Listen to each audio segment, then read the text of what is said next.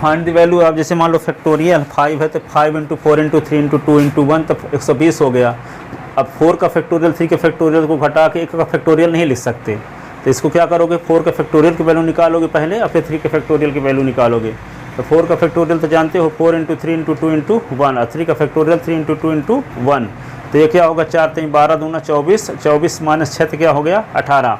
अब 7 का फैक्टोरियल बटे 5 का फैक्टोरियल, 7 × 6 × 5 का फैक्टोरियल पर रोक क्यों दिए, क्योंकि नीचे 5 का फैक्टोरियल है।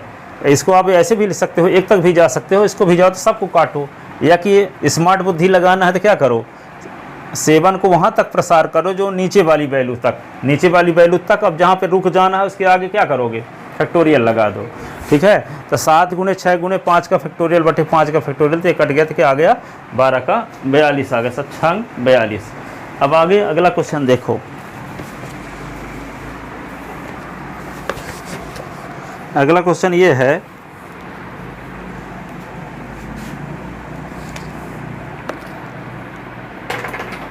12 का फैक्टोरियल यानी 8 का फैक्टोरियल इवेलुएट। चौथा क्वेश्चन,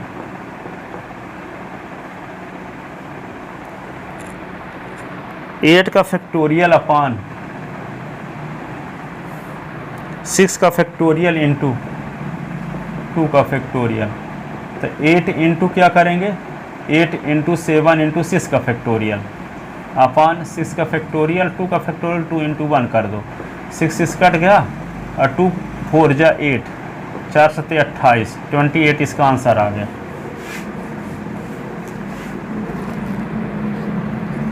अगला क्वेश्चन ये है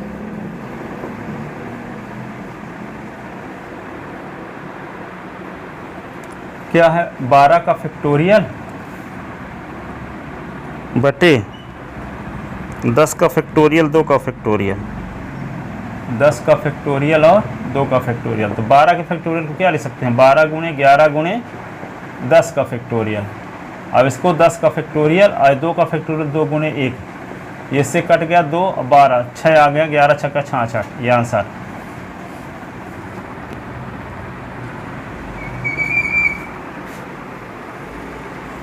ठीक है।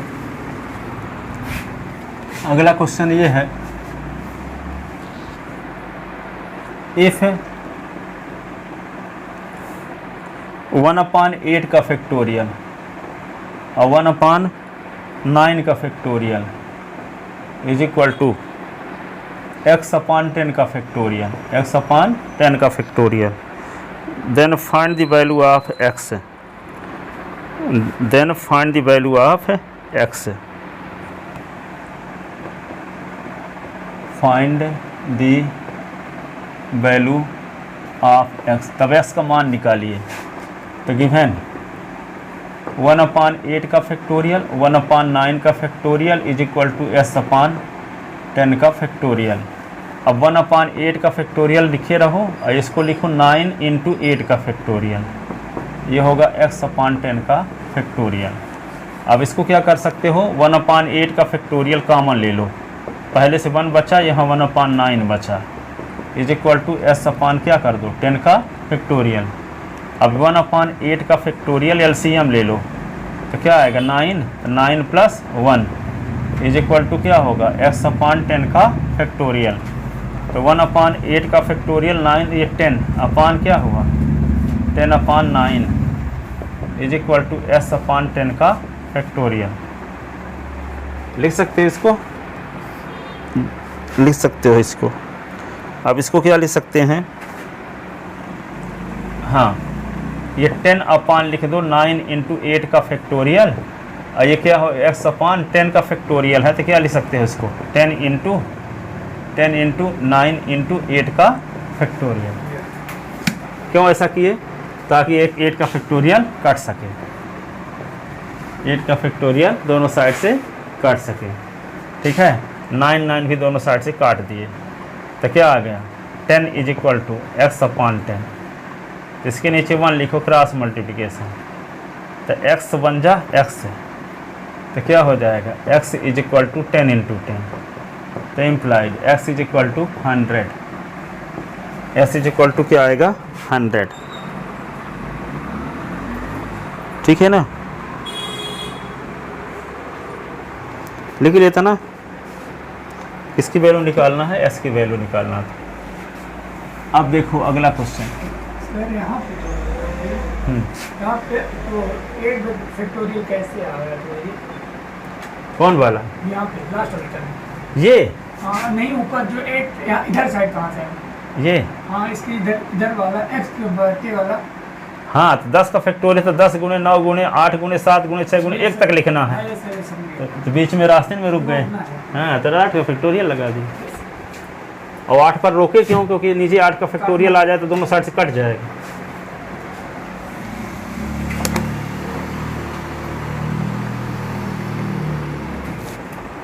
एक और इसी टाइप क्वेश्चन देखो तो और प्रैक्टिस हो जाएगी। इफ 1/6 का फैक्टोरियल और प्लस 1/7 का factorial is equal to x/8 का factorial, then find the value of x, find the value of x।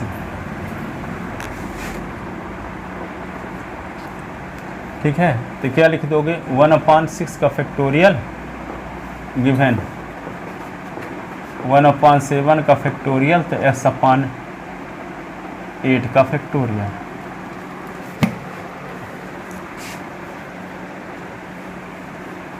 अब इसको क्या लिख सकते हो? 1/6 का फैक्टोरियल 1/7 इंटू 6 का फैक्टोरियल, तो x/8 का फैक्टोरियल। अब दोनों साइड से क्या करें? 1/6 का फैक्टोरियल कॉमन ले लें, तो 1 + 1/7, तो क्या होगा? x/8 का फैक्टोरियल। क्या होगा? 1/6 का फैक्टोरियल, इसके नीचे 1 और 7 कैल्शियम 7, तो 7 + 1 इज इक्वल टू x/8 का फैक्टोरियल। तो ये 1/6 का factorial 8/7 is equal to x/8 का फैक्टोरियल। ठीक है, तो ये क्या आएगा? 8/7 इंटू 6 का फैक्टोरियल x/8 का फैक्टोरियल।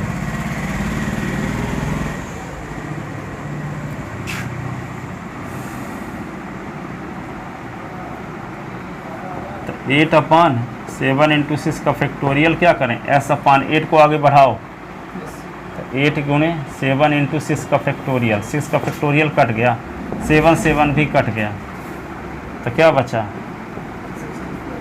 ये आएगा 8 इज इक्वल टू x/8, इसके नीचे 1 क्रॉस मल्टीप्लिकेशन, तो s is equal to 8 into 8, तो s इज इक्वल टू 64।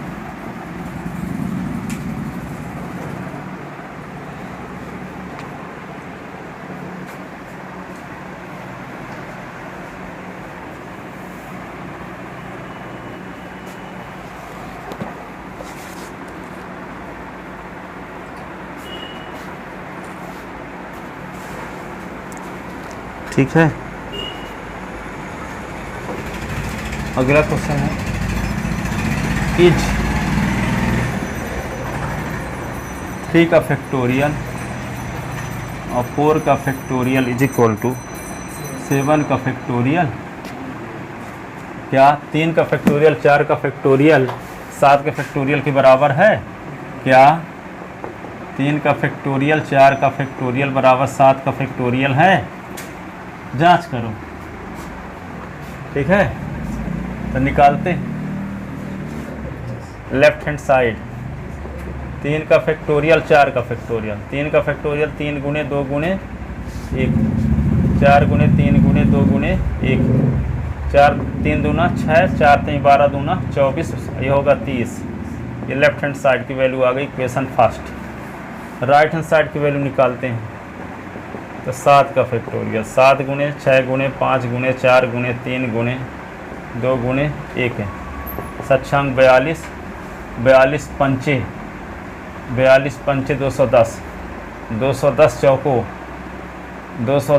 840, 840 त्याई 8 चौक 32, 3320, 3320 6640।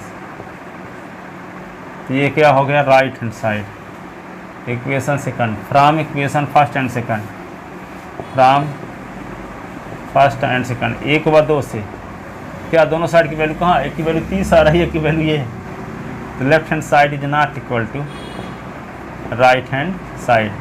तो 3 का फैक्टोरियल प्लस 4 का factorial is not equal to 7 का फैक्टोरियल। दोनों इक्वल नहीं है, दोनों इक्वल नहीं है। ठीक है, आगे अगला क्वेश्चन है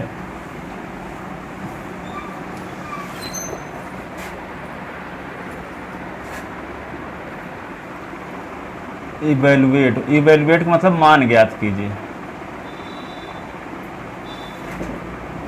मान ज्ञात कीजिए, मान ज्ञात कीजिए। ठीक है, क्या लिखा है, n का factorial upon n minus r का फैक्टोरियल। इसकी वैल्यू निकालिए number first when n is equal to 6, r is equal to 2। Second when n is equal to 9, r is equal to 5। ठीक है, इसकी वैल्यू निकालना। तो देखो यहाँ पे n का factorial upon n minus r का फैक्टोरियल। n का फैक्टोरियल तो 6 का फैक्टोरियल, और 6 माइनस 2 का फैक्टोरियल, 6 का फैक्टोरियल 6 से 4 का फैक्टोरियल, 6 गुणे 5 गुणे 4 का फैक्टोरियल बटे 4 का फैक्टोरियल। ये कट गया, 6 पंचे 30, ये आंसर आ गया। दूसरा क्या है, n का factorial upon n minus r का फैक्टोरियल। n की वैल्यू क्या रख दें, 9, 9 माइनस 5, 9 का फैक्टोरियल, 9 से 5 निकालो 4 का फैक्टोरियल। अब इसको 9 गुणे 8 गुणे 7 गुणे 6 गुणे 5 गुणे 4 का फैक्टोरियल में रोक दो, तो नीचे 4 का फैक्टोरियल कट भी जाएगा। हम 9 गुणे 8 गुणे 9 8 72 गुणे 7 गुणे 6 गुणे 5, इसका मल्टीप्लाई करके लिख लो क्या आता है, 15,120। ये आंसर आ गया।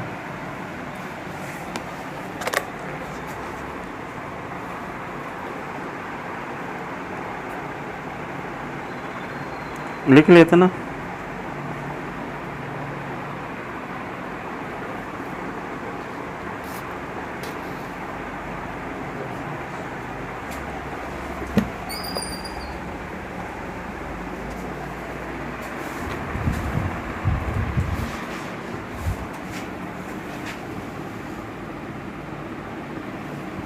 देखो अगला क्वेश्चन,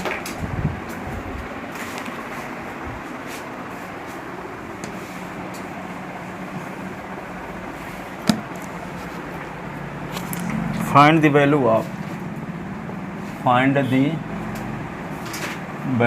of 12p3, 12p3। तो we know that, क्या जानते हो आप, n P R is equal to n का factorial upon n minus r का फैक्टोरियल। फार्मूला कल बताए थे। तो यहाँ पे क्या है, 12p3, तो क्या लिखोगे, 12 का फैक्टोरियल बटे 12 माइनस 3 का फैक्टोरियल। तो 12 का फैक्टोरियल 12 से 3 तो 9 का फैक्टोरियल। अब 12 गुणे 11 गुणे 10 गुणे 9 का फैक्टोरियल रोक दो, तो 9 का फैक्टोरियल कट गया। तो 12 का गुणा 11, 12 हम 120, 12 132, 1320, 1320 ये आंसर, 1320। ठीक है,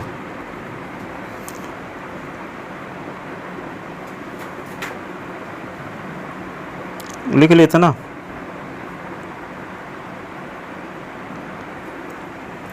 अब आगे अगला क्वेश्चन है, इफ यदि 12PR 12 और PR बराबर 1320 है, मान लो 1320, then find the value of R। तब आर का मान ज्ञात, then find the value of R. तो क्या लिख सकते हो इसको, इसमें फार्मूला लगाओ 12 का फैक्टोरियल बटे 12 माइनस आर का फैक्टोरियल, ये क्या लिख सकते हो 1320। अब इसको क्या लिख सकते हो, देखो 12 का फैक्टोरियल को लिख सकते हो आप 12 गुणे 11 गुणे 10 गुणे 9 का फैक्टोरियल, ये होगा 12 माइनस आर का फैक्टोरियल। इसको 1320 को क्या लिख सकते हो आप 12 गुणे 11 गुणे 10, नहीं लिख सकते, अभी तो सॉल्व किए हैं तो 1320 आया था, ठीक है। अब इसको क्या लिख सकते हो 9 का फैक्टोरियल बटे 12 माइनस आर का फैक्टोरियल, ये 12 गुणे 11 गुणे 10, और ये वाले पद इधर आएंगे तो बटे में हो जाएंगे, तो 12 गुणे 11 गुणे 10, ये इससे कट गया, ये इससे कट गया, ये इससे कट गया, तो क्या आ गया 9 का फैक्टोरियल बटे 12 माइनस आर का फैक्टोरियल बराबर, एक कट गया तो 1 आ गया, फिर ये गुणा कर दो तो क्या होगा 12 माइनस आर का फैक्टोरियल बराबर 9 का फैक्टोरियल, दोनों साइड का फैक्टोरियल हटा भी सकते हो, तो 12 माइनस आर बराबर 9, तो 12 माइनस 9 बराबर आर, तो 12 से 9 निकालो तो 3 बराबर आर, तो आर बराबर क्या होगा 3। तो आर के स्थान पे जब 3 रख दोगे तब इसको सॉल्व करने से आंसर 1230 आएगा, क्योंकि इसके पहले क्वेश्चन में सॉल्व करके देखे भी हैं, तो नहीं देखे थे, तो 12C3 रहता तभी ना 1320 आंसर आया था, 12P3 था तो उसका मान 1320 था, तो आर का मान 3 आ तो गया, इसका मतलब आर के स्थान पे 3 रखने से इसको सॉल्व करने से आंसर 1320 आएगा। तो यहाँ आर का मान 3 इस प्रकार से निकालते, लिख ले।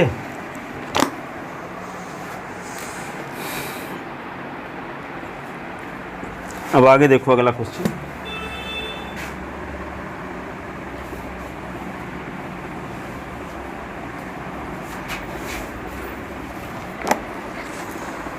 यदि इफ यानी यदि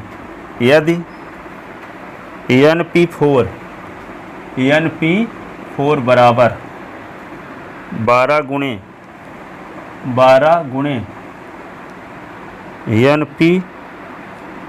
NP2 then find the value of n, तब n का मान निकालिए, then find the value of n, तब n का मान निकालिए। तो n का मान कैसे निकालोगे, देखो NP4 इज इक्वल टू 12 गुणे NP2। अब देखो सुनो, NP4 का फार्मूला क्या है, n का फैक्टोरियल बटे n माइनस 4 का फैक्टोरियल, यही ना, और इसको 12 लिखे रहो, और इसका फार्मूला लगाओ n का फैक्टोरियल बटे n माइनस 2 का फैक्टोरियल। अब देखो n का फैक्टोरियल दोनों साइड से कट गया, दोनों साइड में है, तो 1/n माइनस 4 का फैक्टोरियल, ये 12 बटे n माइनस 2 का फैक्टोरियल। ये जानते हो कि जब फैक्टोरियल को आगे बढ़ाते हैं, जैसे मान लो कहीं पे लिखा है 5 का फैक्टोरियल, इसको लिखोगे 5 गुणे 5 माइनस 1 का फैक्टोरियल, ऐसे आगे वाला एक कम होता जा रहा है, यही ना। 5 के फैक्टोरियल को आगे लिखोगे तो 5 गुणे 5 माइनस 1 का फैक्टोरियल, 4 का फैक्टोरियल करना पड़ेगा, फिर इसके आगे और लिखना है तो 3 का 4 माइनस 1 और करोगे, एक एक कम होता जाता है। जैसे मान लो n माइनस 4 को आगे बढ़ाओगे तो n माइनस 4 के आगे वाला n minus 5, n minus 6, n minus 7, तो इसको प्रसार करो तो क्या ये आएगा, नहीं आएगा, लेकिन इसको प्रसार करो तो ये आ जाएगा। n माइनस 2 के आगे वाला n माइनस 3, n माइनस के आगे वाला, अब आगे नहीं बढ़ना तो फैक्टोरियल लगा दो, तो n माइनस 4 दोनों में कट जाएगा फिर। तो ये ध्यान रखना होगा आपको कि इसका प्रसार करने से ये आएगा कि इसका प्रसार करने से ये आएगा, ये आपको पता होना चाहिए, ठीक है। तो ऐसे भी जानते हो कि आगे जब लिखते तो कम होता जाता है, तो n माइनस 2 के आगे n माइनस 3, n माइनस 4, तो इसको प्रसार करोगे तो ये आने वाला है, इसको प्रसार करोगे तो ये कभी नहीं आएगा। हमारा मकसद क्या है, कुछ दोनों में सेम चीज़ आए तो काट दी, तो फैक्टोरियल वाला सिस्टम ख़त्म हो जाए, ठीक है। तो हम क्या करेंगे, इसको बढ़ाएं कि इसको n माइनस 2 को एक्सपेंड करें, तो n माइनस 4 आने का चांस है, तो n माइनस 4 पे रोक देंगे तो उसमें फैक्टोरियल भी लग जाएगा, तो दोनों साइड से n माइनस 4 काट भी देंगे, फिर एक गुना कर देंगे, n में वर्ग समीकरण बन जाएगा, क्वाड्रेटिक इक्वेशन बन जाएगा, तो n की वैल्यू आ जाएगी। ठीक है, तो आगे स्टेप क्या होगा इसका, तो 1/n-4 का फैक्टोरियल, इसको 12 लिखे रहो, ये n-2 आगे, n-3 आगे, n-4, अब आगे बढ़ना नहीं है तो फैक्टोरियल लगा दो। ठीक है, 5 का फैक्टोरियल तो क्या लिखोगे, 5 -1 5 -2 5 -3, अब मान लो 5 -3 में रुकना है तो फैक्टोरियल लगा दो। ठीक है, अब n-4 कट गया दोनों साइड से, तो 1/1 बचा, अब 12 बटे क्या बचा, n-2 और n-3, फिर ये गुणा कर दो तो क्या आएगा, ये n-2 n-3 is equal to 12, n का गुणा करो तो अंदर, तो n स्क्वायर -3n -2n 2 3 6 बराबर 12, तो ये क्या होगा, n square -5n +6 -12 is equal to 0, तो n square -5n -6 is equal to 0।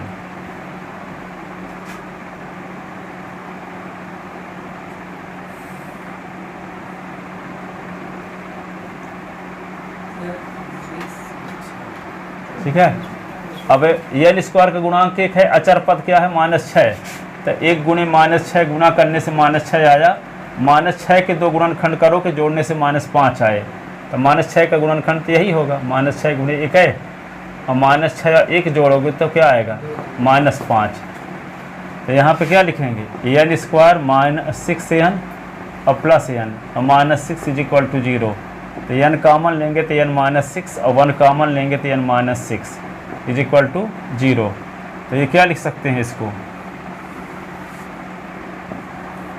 लिख सकते हैं n-6 फिर से कॉमन, तो क्या होगा, n+1 is equal to 0, n-6 is equal to 0। ठीक है, और n+1 इज इक्वल टू 0, तो n बराबर 6 और n बराबर क्या है, -1, और n क्या है, जैसे मान लो आपके पास 3 वस्तु हैं A B C, 3 वस्तु में से 2 वस्तु लेकर बनने वाले परमुटेशन तो क्या लिखते हैं, 3 और P2 ऐसे लिखते थे ना, तो यहाँ 3 क्या है, वस्तुओं की संख्या, नंबर ऑफ ऑब्जेक्ट है, तो नंबर ऑफ ऑब्जेक्ट कभी ऋणात्मक नहीं हो सकती, वस्तुओं की संख्या कभी ऋणात्मक नहीं हो सकती। तो यहाँ पे ऊपर वाली वैल्यू क्या होती है, ऊपर जो है वस्तुओं की संख्या है, यहाँ वस्तुओं की संख्या है, तो वस्तुओं की संख्या कभी निगेटिव और भिन्नात्मक नहीं हो सकती। यदि n की वैल्यू भिन्न में रहेगी, फ्रैक्शनल रहेगी, 3/2 7/9, तो उसको रिजेक्ट कर देंगे, छोड़ देंगे। n की वैल्यू निगेटिव रहेगी तो उसको भी छोड़ देंगे, क्योंकि n क्या है, नंबर ऑफ ऑब्जेक्ट है, वस्तुओं की संख्या है, सो it can never B negative and fractional, इसलिए यह न निगेटिव हो सकता और न भिन्नात्मक हो सकता, न ऋणात्मक हो सकता न भिन्नात्मक। तो n की वैल्यू क्या होनी चाहिए, पॉजिटिव नंबर होनी चाहिए। ठीक है, वस्तुओं की संख्या। ठीक है, तो जैसे मान n बराबर 6 मान्य होगा, n is equal to -1 reject. ठीक है, 10 since n is number of object so it can never be negative and fractional, since n is number of object so it can never B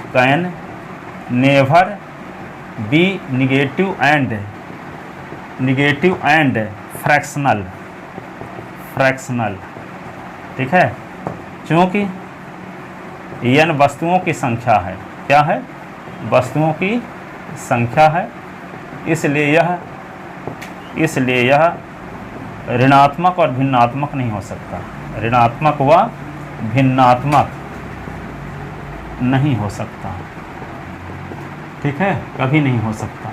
ठीक है, तो क्या लिखेंगे, इसलिए n बराबर -1 rejected अमान्य। ठीक है, तो यहाँ पे क्या लिखोगे, 10 n इज इक्वल टू 6 मान्य, तो n की वैल्यू 6 होगी, आंसर आ गया। ठीक है, n की वैल्यू क्या आ गई, 6।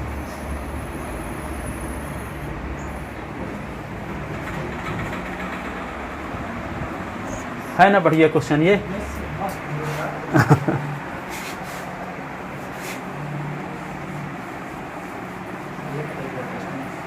हाँ सब आएंगे इस टाइप के, जो बता रहे हैं वही तो आते हैं ना। इसका तो हफ्ता देखते रहो। ऐसे टारगेट बना के ऐसे चला करो कि इस बार और ज़्यादा नंबर लाना है, ठीक है। लगे भर रहो, अपने हिस्से का काम करोगे, अपने आप रिजल्ट बढ़ता जाएगा। ये कोशिश ना करो कि अभी 9900 आ जाएगा, अभी नहीं आएगा, कुछ समय बाद आने लगेगा, ठीक है। छोटे छोटे डाउट क्लियर होते रह जाएंगे, ठीक है, तो फिर अपने आप आएगा। जैसे कुछ स्टूडेंट प्रभावित हो जाते हैं कि मेरा 10th में तो 9900 आता था, अब नहीं आता, तो वो आने लगेगा, क्योंकि छोटी छोटी गलतियाँ हो जाती हैं, भूलना स्वाभाविक है अभी, ठीक है। पर लगे रहो, खूब प्रैक्टिस करते रहोगे तो वे मेहनत रंग लाएगी, ठीक है। एक और क्वेश्चन देखते हैं। If 5 into 5 into 4PR is equal to 6 into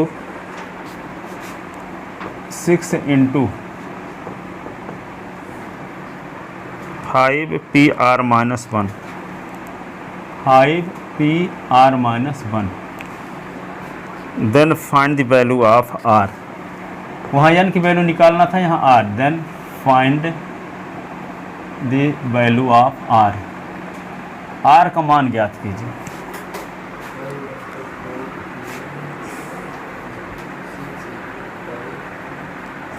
ठीक है ना,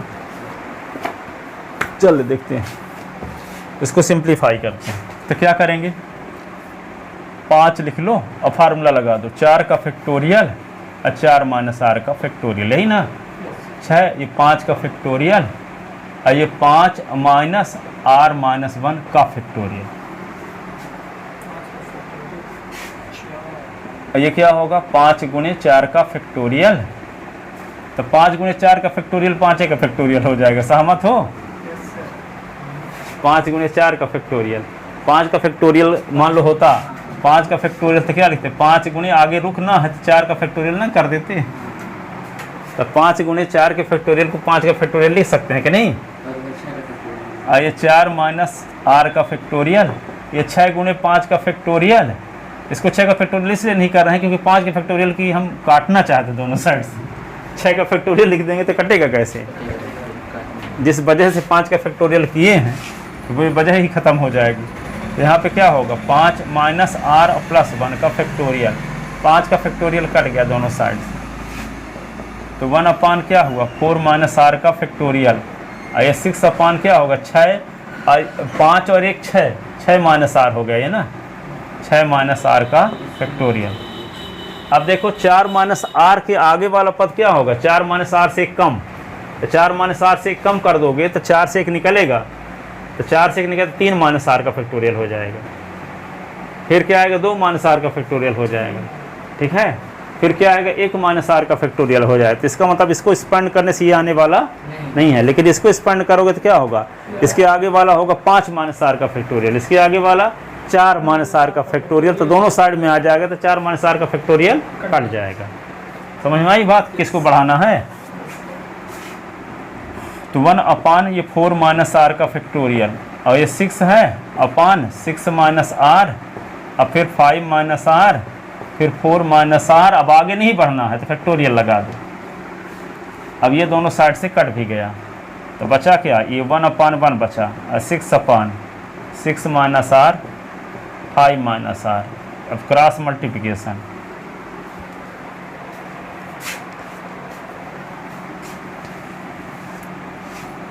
तो क्या होगा, 6 minus R 5 minus R is equal to 6, 6 पंचे 30, 6 आर माइनस 5 आर, 6 पंचे 30, 6 R minus 5 R plus R square is equal to 6। तो क्या लिख दें, आर स्क्वायर पहले लिख दो, 6 5 11 आर लिख दो, और प्लस 30 लिख दो, माइनस 6 लिख दो, बराबर 0। तो आर स्क्वायर माइनस 11 आर, 30 से 6 निकल गया 24 इज इक्वल टू 0।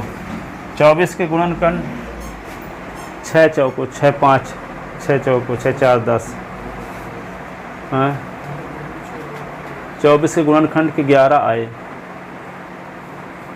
कैसा गुणनखंड होगा? 8 3 24, 8 3 11 है ना। 24 को लिख सकते हैं -8 गुणे -3 लिख सकते हैं ना। तो क्या लिख सकते हैं? r² -8r -3r plus 24 = 0। r common लेंगे तो r -8 -3 कॉमन तो r -8 = 0। r -8 r -3 = 0। ठीक है। अब यहाँ पे क्या होगा? r -8 = 0, r -3 = 0। तो r = 8, r = 3। अब देखो यहाँ लिखा है 4pr, सुनो अब देखो यहाँ 4pr, इसका मतलब 4 वस्तु टोटल हैं, उनमें से 3 वस्तु r वस्तु लेकर विन्यास बनाना है। तो नीचे वाली वैल्यू हमेशा ऊपर वाली वैल्यू से कम ही रहेगी। जैसे मान लो आपको विन्यास बनाओगे, आपके पास 3 वस्तु हैं A B C, अब विन्यास बनाओगे तो 2 वस्तु लोगे अथवा तीनों ले सकते हो, पर जब 3 वस्तु हैं तो 4 वस्तु कहाँ पाओगे? ठीक है। तो r का मान ऑब्जेक्ट की संख्या से, यहाँ पे NPR में r का मान हमेशा n के बराबर रहेगा अथवा छोटा रहेगा। क्या रहेगा? हाँ, तो n के बराबर रहेगा कौन? r। n के बराबर रहेगा r अथवा n बड़ा रहेगा, n is greater than r = r। लेकिन यहाँ n का मान ऊपर वाली संख्या r का मान जब 8 हो गया तो इसका मतलब क्या हुआ? n छोटा हो गया r से। n 4pr ना दिया है, तो इसका मतलब r का मान 4 से या 4 से कम होगा, 4 या 4 से कम होगा। लेकिन r का मान यहाँ 8 और 3 आ रहा था, इनमें से कौन सा मान्य होगा? मान्य होगा 3 वाला। 8 वाला? अरे अमान्य होगा ना 8 वाला। हाँ, 8 वाला अमान्य होगा, नहीं होगा। अमान्य का मतलब पॉसिबल नहीं है, अमान्य का मतलब पॉसिबल नहीं है। तो मान्य होगा कौन? r = 3। अमान्य अमान्य 8 है, हाँ, और मान्य 3 है। हाँ, ठीक है। 4pr from 4pr, clear that स्पष्ट है। ठीक है कि r is less than r = 4। r का मान 4 से छोटा होगा अथवा 4 के बराबर होगा। 4pr से स्पष्ट है कि r का मान या तो 4 से बराबर होगा या कि 4 से छोटा होगा।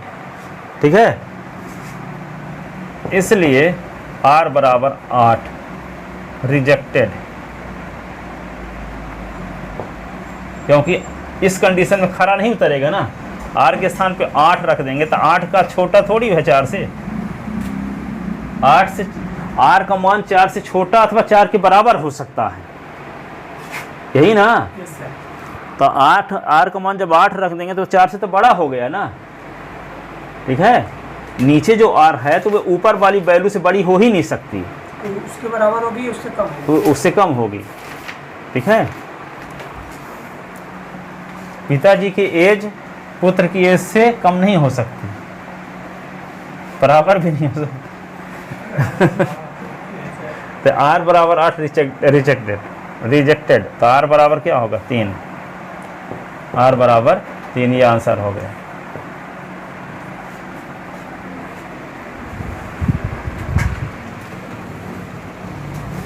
वहाँ n की वैल्यू क्या नहीं हो सकती थी? निगेटिव और फ्रैक्शनल नहीं हो सकती थी। और यहाँ r की वैल्यू क्या नहीं हो सकती? ऊपर वाली वैल्यू से बड़ी नहीं हो सकती।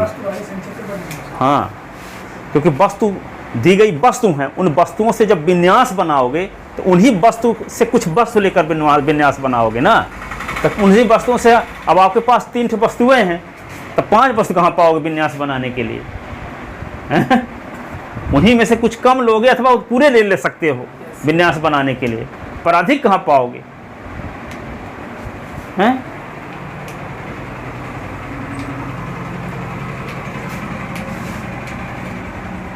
528 सीट के कितनी रहती है लोकसभा की?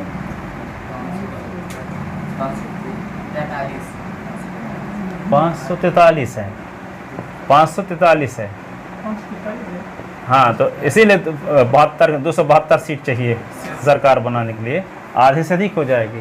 तो 543 का आधा, ठीक है, सरकार बनाने के लिए सरकार, ठीक है, तो इतना सीट बहुमत आ जाता है 272 में, ठीक है। अब 272 में से अब सीट क्या बनाना होगा? इतने से मंत्री बनाएंगे, इतने में से कोई मंत्री बनेंगे, कुछ बनेंगे, पर सांसद कितने रहेंगे? 200 विजयी वाले 272 रहेंगे। अब 272 तो सांसद जीत के आए हैं, तो कोई कहे क्या 300 मेंबर की सरकार कैसे बनाएंगे? तो 72 तो है, तो 300 पाओगे कहाँ? हैं? 272 सांसद में से 300 मंत्री बनाना है, तो मंत्री बने कहाँ बन पाएंगे? सांसद है 272 है, अधिकतम तो 272 ले सकते हो ना, तो 272 लोगे अथवा 272 से कम।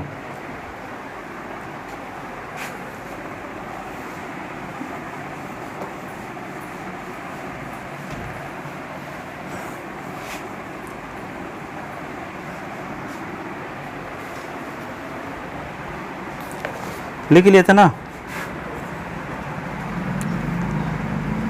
एक और क्वेश्चन देखो, इफ है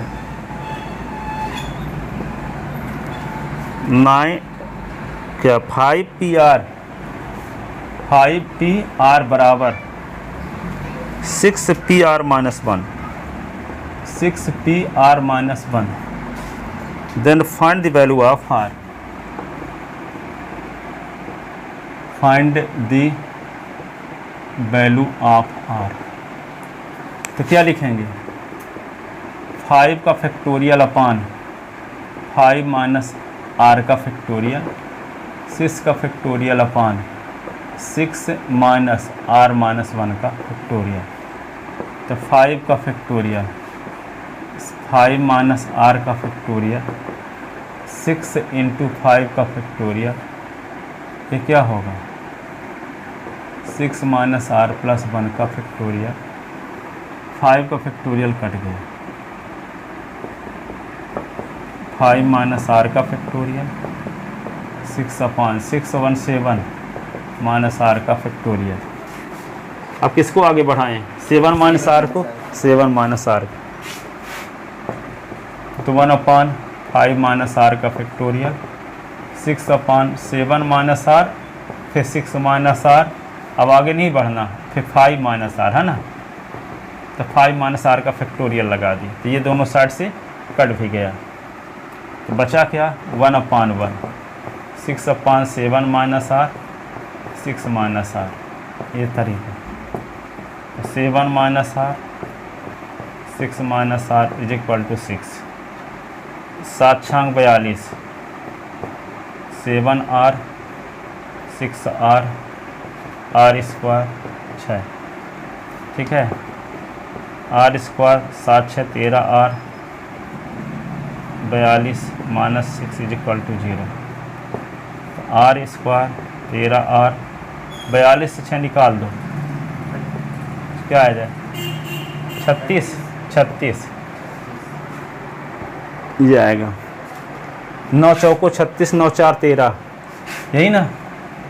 R square minus 9R minus 4R plus 36 is equal to 0, तो R कॉमन लेंगे तो R माइनस 9, माइनस 4 कॉमन तो R minus 9 is equal to 0, तो R माइनस 9 और R minus 4 is equal to 0, तो R minus 9 is equal to 0, R minus 4 is equal to 0, तो R बराबर 9, R is equal to 4, ठीक है।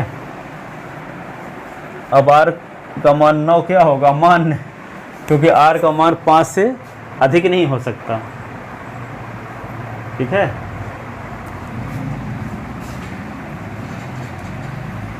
From 5PR clear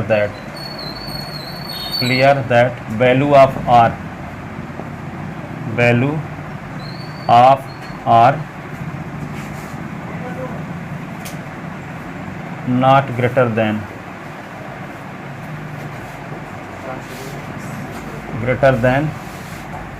5, value of R not greater than 5, so R is equal to 9, rejected.